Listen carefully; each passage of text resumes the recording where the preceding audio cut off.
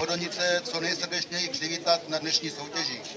Chtěl bych vám též popřát hodně sportovních úspěchů v dnešním klání, abyste bojovali férově, aby vyhrál ten nejlepší a nejlépe připravený. Přeji vám hodně úspěchů. Děkuji za pozornost.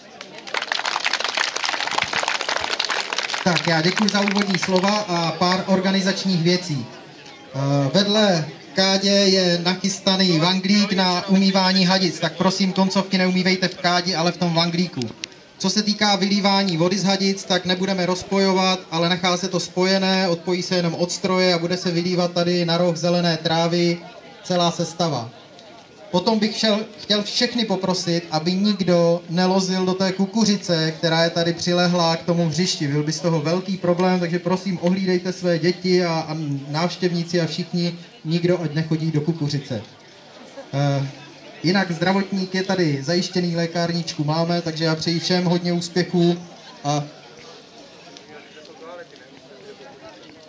poslední věc, chystání základnu může chystat více lidí, nebudeme to nějak omezovat, nebudeme to ani stopovat, ale byl bych rád, kdybyste byli rozumní, aby se to zbytečně neprotahovalo, protože je nás tu hodně, tak ať to stihneme v co nejkratším čase. Takže klidně 2, 3, ať pomůžou a co nejrychleji, ať je vždycky každý tým připravený.